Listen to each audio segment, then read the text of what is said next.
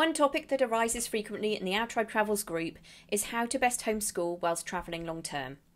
After speaking to many families about their experiences, it's apparent that there is no right or wrong way to educate on the road. But regardless of your homeschooling style, there are some comforting findings which should help to put your mind at ease. Today I'm speaking to two families with different aged children who homeschooled whilst travelling around the world. They share their tips, tricks and resources to help you plan your trip with confidence. What homeschooling material did you prepare in advance of the trip? So we are travelling with 24 kilograms of school books. Wow. 24K. Really? That's how much I'm travelling with. A whole suitcase is school books and it weighs 24 kilograms. And are you actually changing those as you travel, or are those your stock books? But you're not actually using them. I've lived like in this vain hope in 5 months that I'm going to get my children to sit down and do some work. They've picked at it. They've got a handwriting book each, which they've got done 3 pages of. And I think the thing with my kids, they're only 5. So I've got 2 5-year-olds and an 8-year-old. They're not that old. It is not the end of the world if they go home and they go back into the school environment and they haven't done it. And I have maintained that since before we came away. Yeah. And when everyone said, oh, you're going to homeschool then, I've gone, do you know what? We'll do times tables, handwriting, reading, and that's it. But even though I said that to everybody, I still packed 24 kilos of school books and I'm still carrying them. Oh, gosh. You're actually carrying them. That's a lot of weight, isn't it? I mean, that's a big... Yeah. We're traveling with 80 kilos. So it's more than 25% of the what we're carrying. It's crazy. And the books that you're carrying, did you get those through your school, or did you do research online before you left? And did you find out which books you would need, or have you just sort of put together what you felt was right for the trip? A little bit of everything. So we used what they called Gold. Are they Gold Star? I'm trying to look. I haven't bought them in from the RV. Gold Star workbooks that you just buy in the UK. They're in WH Smith's or what, everything. So I got 5 to 6-year-old one of those and a 7 to 9-year-old one for Jessie. And in it, it's got, for the girls, it's got phonics, writing, reading, maths. And for Jessie, the 8-year-old, it had science, maths, English, basically literature and language. And I thought we'd work through those. And we have done bits, but not anything methodical or anything. A website called youarebrainy.com, where you can go on and print things off. Now, I only printed off a few bits before I left because I thought we'd be able to do it on the road, and we haven't. So that will really work out for us. Is that a free resource? I think it's free to a certain extent, and then you pay £6 a month. And then some online stuff. So we subscribe to Epic for the reading books. But again, if you haven't got Wi-Fi and you haven't had chance to download stuff for use offline, it's effectively useless. What else have we used? Yeah, I think that's about it. So I'm guessing... and then resources like colouring books. And then when we got to America, we picked up loads of age 5 to 6 reading books. So my girls are fairly good readers. So they're actually reading age 6 to 7 now. And they are keen readers. So they will ask me to read. And that has continued on the trip. My 8-year-old, and I don't know if it's a boy thing. Everyone keeps telling me it's because he's a boy.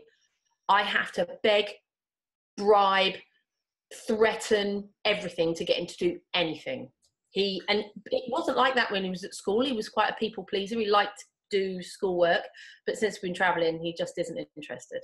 I think it's different, isn't it, when it's the parent trying to encourage a child to do something, but when it's a teacher, they're like, yeah, okay, as soon as you try and get... So the you are brainy thing that I printed out, we got these clear plastic wallets, like A4 size, and one each colour for the children. And so the you are brainy worksheets, we could utilise them more than once and we got, you know, the whiteboard pens. Oh, yes. So printed those out so they could do them. And then if they made mistakes or they didn't do it well enough, we could rub it out and go, okay, we'll try that again. Maybe that was too hard. We'll try that again in a couple of weeks or whatever. That's a great idea. Yeah, but and we have used it, but we haven't put in place any, sorry, I'm jumping questions again. We haven't put in place the structure with which I'm rolling that out regularly. So if they do struggle with it, we will wipe it out, but then it will probably be a month before we even look at it again. And then they're saying, oh, I've done this. No, you didn't. You actually struggled with it a little bit. Like, oh, it was, you said we wanted to do it again. No, not interested. But then I suppose, I mean, when you're traveling, just your natural conversations about the places you're visiting, and then any history or looking at wildlife or anything like that. I mean, that helps their education, isn't it? So they have already learned in 5 months stuff beyond my wildest dreams for them on this trip. Some of the conversations I hear them having with each other, some of the realizations they're having. So Jesse isn't exactly learning academically, he's learning socially and emotionally. So his empathy with things is blowing my mind, because I'm not a very empathic person. I find the whole concept really quite hard. His dad's quite good, but Jesse's picking this up. His maturity at 8 years old is blowing my mind, and he's only got that from mixing with all these different types of people, being exposed to all these different types of situations. And every time I kind of beat myself up that he's not doing his schoolwork, I try and remind myself that, but how much did he blow you away the other day when he came out with blah, blah, blah, blah, blah. Absolutely. Crazy. I think that's the biggest change in children when they're traveling, is that they're open to all these experiences and cultures, and the realization that the life that they have at home isn't the normal life that exists elsewhere in the world. And actually it gives them a sense of appreciation, I think. And I don't know how long that will last when they get home. You know, I think you have to remind them a bit. I don't even believe that they are appreciating the experience now. And I don't even believe they will when they immediately get home. But I think when they hit 16, 17, 18, they're going to go, well, yeah, when I was 8, my parents took me around the world, and I went to all these different countries, and I learned to speak Spanish, and people will go, really? And I don't know, I don't have any ambitions for my children career-wise at all, actually. I want them to do whatever they want to do. But if it comes to a CV, knowing how the corporate world works, and they've had this experience and they've seen these countries, it will probably look quite good that they've seen the big wide world, and that they know that there's different things out there. But yeah, absolutely. I'm sure I'm thinking with my 40-year-old blinkers on, but when they're 16, 17 and having to decide what they want to do or whatever it is, they'll go, do you know what, and this is my main reason for doing it. I was brought up in a very small place that was very narrow-minded and didn't really understand anything about the world. I didn't even understand that if people have brown skin, they were from anywhere else other than India. I didn't get the world. Grew up in Cornwall, and I was so naive. I don't want my children to be like that. I just want them to go, okay, we are learning about cultures and the world, and the environment has been a massive thing for us since we've been traveling. We weren't like that before, but I told the kids they could get a drink from the fridge yesterday. Just stopped in a cafe, and Jessie went and got a bottle of Sprite, and Jeannie, who's 5, said, I'm going to get a can of Sprite because it's not in plastic. Brilliant. That is my amazing. Goodness. I nearly cried. So have you as you've been travelling, have you witnessed a lot of issues with plastic pollution? Is that, or have you just talked about it? It's been the biggest thing that we've seen. The biggest. New Zealand is the only country we've been to where it isn't a big problem on the beaches. Like we don't go to a beach now without leaving with armfuls of plastic. When we were driving around in Uruguay, our boot was full of plastic. Because the kids can't leave it on the beach anymore. They see it and they feel like it's dead. Like we've watched so many programs, we've spoken so much about it. They're real animal lovers, so like they know that it's hurting the animals, and that really was enough for them to go, we want to make a difference. Not their words, that's me simplifying it, but they're going, what can we do to help the turtles, mummy? Well, we can probably take the plastic off the beaches. And in Uruguay, they've got this system that if you take the bottle tops off like Coca-Cola bottles and stuff like that. If you collect them off the beach, they've got collectors when you leave the beach, and if each time one is full, it equates to giving something like 10 Uruguayan pesos to a hospital. So Cameron, my other 5-year-old, is going, Mummy, can we go and get some of those things to save the hospitals again? Oh. So she's now saying, I want to go to the beach to collect the plastics, to put it in the box. It's fun, they're colourful, and you can see how a child relates to it, but they get there's an end game, and that social conscience, I guess, is what it is, isn't it? Yeah. Is really developing in them. And I think my husband and I have talked about what we want to do when we come back. I've never been somebody like this, ever, but I want to do something around the education of children of this disgusting plastic life. So we've done things like, so real alternative things that we've ended up doing rather than traditional. We challenged the kids to go and do a supermarket shop. For them, they could have anything they wanted, but it couldn't be in plastic. Oh, good. See, that's educational, isn't it? The only thing they could buy was loose fruit and veg. So they kept going, oh, this, oh no, you can't recycle it. Oh, this, no. So all the chocolate, like most chocolate and stuff like that, was off limits to him because it had some kind of big bag of plastic around it to start with, or it was off limits to him. It was a really interesting challenge, and they got it. It's gone into their heads, and they get that it's not good to buy anything in plastic. So can you share a few positive experiences about when homeschooling has been a real highlight of your trip? Okay. There was the other highlight, I think, was probably Buenos Aires, and we took our kids to the modern, Museum of Modern Arts of Buenos Aires. And I'm taking them, I grew up in St. Ives, which has got a Tate Gallery, and my school was very active with the Tate Gallery. But I think I've just got this preconceived idea that art galleries aren't for kids. Well, my kids were amazing.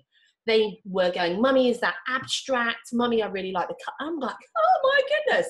So art galleries, I want to say who knew? Obviously loads of people, but I wasn't one of them, that kids loved art galleries. Okay. That was just like, and now Cameron will see, at 5, will see a piece of artwork, and if it's abstract, she recognises that it's abstract and goes, Mummy, that's abstract. Wow. She's even started drawing her version of abstract pictures. That's amazing. Okay, I didn't teach her that. She just picked it up. At 5. All these things. I love it. All these things that you would never probably have known. Yeah. And you've discovered probably a love of art. She might end up becoming an artist because of you've cultivated it while she's travelling. Yeah. You know, it wasn't any part of any grand plan. So as much as we kind of call it homeschooling, world schooling, road schooling, whatever you want to call it, it was an experiential thing that I would never have thought to take her to the Art Museum in London. I know they're amazing, or even the Tate Gallery in St. Ives, where I come from. But because we were there and there was tons of them, we did it, and it's been a really positive thing. So yes, I think enjoy the rest of your trip, and thank you so much for taking the time chatting to me. Really appreciate it. Right. So many families struggle with the homeschooling. They have an idea in their head about how it's going to be, and then I think they find it really hard to sort of motivate their kids to actually do anything. Yeah. I think that is the hardest part, to be honest with you. And I think you do have to be incredibly disciplined. I'm obviously a teacher by background, and for me, the kind of planning and the preparation is fine, but you still do have to motivate your kids to do the work. And I think that is the tough thing. Yeah, because as a parent, they don't often listen to you. As soon as their teacher would come into a classroom and ask them to do something, they'll do it straight away. But as a parent, trying to get the same response without having, a child answering back or saying they're not interested. It is. And it is. And, and we were very clear to ours at the beginning that we were going to go and we were going to do this amazing trip, but they would have to work. And we were really disciplined in that what we set out to do, we did do, because we knew that if we kind of relaxed it at all, then it would be really hard to kind of get them to come back and actually do what we wanted them to do each day. So we were quite disciplined. Because we knew our kids were coming back to school, and we wanted them to kind of be at the right level to be able to do that, basically.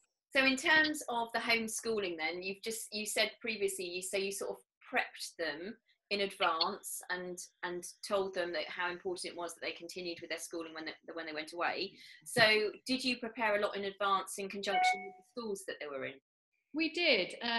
I did quite a lot of liaising with the schools, and I got the curriculums from the schools for the kind of relevant year groups that they were in. I mean, my boys were in year 4, year 6 and year 8 for the time that we were away.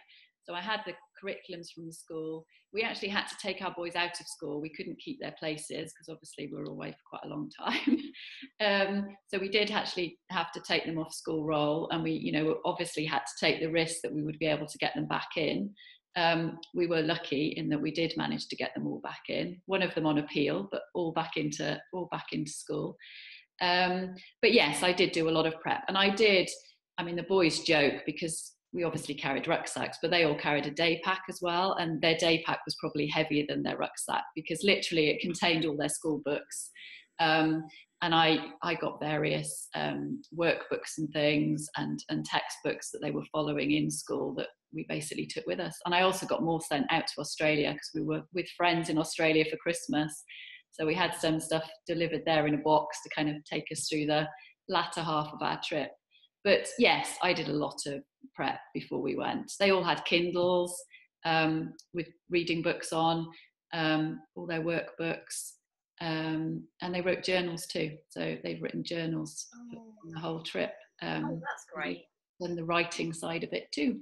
So in terms of how you taught during the day, did you have like a set routine, and did you try and stick to that? So I have spoken to families before who were quite strict in between 8 and 10 every morning before they even left the hostel or wherever they were staying. That was work time. Is that something you implemented as well? We decided that we were going to do 2 hours a day. So this was our plan, that we were going to do 2 hours of work each day for 5 days a week, and we were going to try and do that throughout the trip. We didn't kind of plan out when exactly we were going to do the work. We found very quickly that doing the work first thing in the morning was the best way to get it done.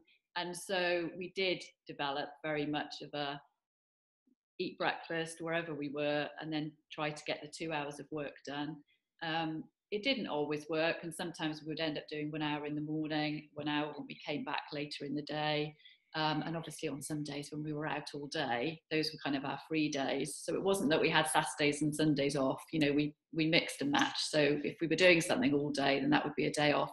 But we would try and stick to the 5 days a week, 2 hours a day, and that's what we did. When you returned back to the UK, did you notice that there was any difference in their levels? Had they slipped back at all? We decided that we were going to do maths, English and science in terms of the kind of learning that we were going to do in those 2 hours a day. And the rest, the geography, the history, science, RS, would come from just the experiences that we were having. And we found that when we came back, our boys were actually ahead of their peers, other children in their classes. And I think that actually, 2 hours a day, 5 days a week, you can do huge amounts. We very quickly saw that you could cover masses when there's, 2 adults and 3 children. And even though they were all in different year groups and doing different things, you could get through so much. And they've come back and actually, they're in advance of their peers. It was a success from that point of view. And that was something that maybe worried us slightly when we were away, that, were we doing enough and were we covering it all? But actually, that was a concern that wasn't justified. And they've been absolutely fine going back to school. Did you use any online material when you were travelling? Because I know that's a question that's come up before. What do people use and how useful was it?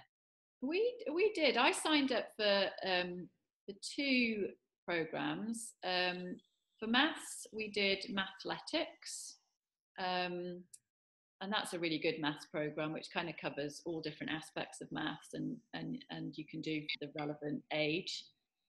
So we did that, and also Nessie.com, which is a spelling program. So that was the other one. Do you have to pay for those? We had to pay for Nessie, yes, and Mathletics we did. So I took out a year's subscription to both. before we went, and then we kind of, you know, we did some of that. So we did, you know, the workbooks and things, but then we did the kind of online stuff too. And then I used SciShow, which is a free online resource, which has got brilliant kind of science, geography clips, which I used for those kind of you know, things we were doing. If we were doing volcanoes and earthquakes, then we would use some of the clips from there. So those were the three really that we used. We did the CGP books. Those were the books that we took, which you can get, and they're fantastic. They follow, if you want to follow national curriculum, then I would certainly recommend those. And they you know, do maths, English, science, and they break down maths into kind of mental maths, and then, you know, other aspects of maths, and they do some of the reasoning. So they're really good. And those were the ones that the boys used mostly whilst we were away.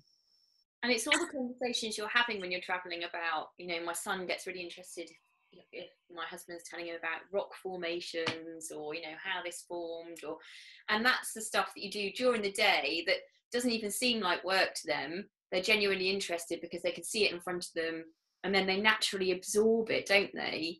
And they become inquisitive. I mean, although we kind of set out with the plan that we were going to do this kind of 2 hours maths, English and science, a huge part of what our kids learned whilst we were away was all the rest. I'm a geographer, I'm a geography teacher. Oh, okay, there you go. For me, it was just, you know, amazing to be in places like New Zealand, Indonesia, where you've got volcanoes and where they've had earthquakes, and to be able to see that and to be able to talk about that, and like you were saying, you know, rock formations, and the boys were just fascinated, and it was so, you know, it was great for me to be able to kind of, you know, pass on some of that knowledge to them, actually, you know, out there seeing it, doing it. And like you say, I mean, they were learning so much, you know, through that way. And that was a big part for us too. You know, we didn't just want it to be that we were following kind of the curriculum from back at home. We wanted to be learning about stuff, you know, in the countries that we were in. And they've, you know, their knowledge of places and, you know, geographical landforms, different religions has, you know, increased massively, and probably, you know, more than a lot of adults, in terms of, because we found that our kids were just like sponges. You know, they would take it all in, and, you know, they're constantly going over things that they've learned and saying things about, you know, what they've seen and done, which really makes you, you know, realize the power of kind of travel and what, you know, your children are actually learning from that, aside from, you know, just the maths and the English, which we try to keep up with our schooling. And all the nature, and I mean, our kids love animals. We've got 2 boys who are just fascinated by animals. So when we planned out the trip, we tried to, you know, anywhere we went where there was kind of an animal connection. So we did elephants in Laos. We went to visit the Komodo dragons in Komodo in Indonesia. what was that like? I'm intrigued by that. It was fantastic. It was one of the best experiences. We were a little scared because I couldn't find anything about children and Komodo dragons, and I couldn't find any blog posts about people that had done it, but, you know, it was amazing. And I certainly wouldn't do it with little kids, but to be, you know, out in the wild, and, you know, to have a Komodo dragon a couple of meters from you, and to actually, you know, be there with a guide who just knows all about those creatures, and to be able to tell you, I mean, it was, and we had a number of experiences like that, which just were, you know, unbelievable. Yeah, lifelong memories. Exactly, lifelong memories for us all, and just great that we could do it all together as a family. And then, aside from your actual sort of, I suppose your educational side of things, how did you notice any real differences in your children, just in confidence, or I suppose probably more adaptable, I'm guessing, but what else did travelling bring? I think massive differences. I mean, I think all 3 of our boys are way more confident. They'll talk, I mean, all of my boys are talkers, but, you know, now they will talk to anybody, and lots of people have commented since we've been back about, you know, adults really, and how they, you know, kind of chat to them and ask them how their day is, which isn't normal, is it, for children? But I think they really, you know, that side of things really developed. Much more adaptable, you know, they're not fazed by very much at all now. They're very willing to try new things, to do new experiences. You know, to them now, traveling through airports and things like that is, you know, is like getting your bike and riding to school. I mean, they're very good, competent travelers. But also, I think one of the biggest things is they're not nearly as materialistic. We obviously, you know, did an almost 9-month trip with just backpacks, very few toys. You know, we had some card games, chess, travel Scrabble, but that was it. And, you know, they've learned to entertain themselves when there's really nothing to do. But also they're not as materialistic. They've realized that you don't need as much stuff. It's not as important. Obviously you get back to normal life and you have the usual peer pressures, and, you know, we still, you know, oh, well, I want that latest game and all the rest of it. But generally, you know, they have become much less materialistic, and also much more aware, I think, much more aware of how lucky they are. And a lot of people in the world, you know, live in extreme poverty. You know, people don't have electricity, they don't have clean water, you know, they don't go to school. And I think, you know, they have a much greater understanding of that now, and do realise, you know, that we're lucky that we live in the UK and we have a nice house and a car. And so I think they've really matured. I think that the travel has really changed them a lot, and I think they've really grown up and matured, and developed in lots of ways, really.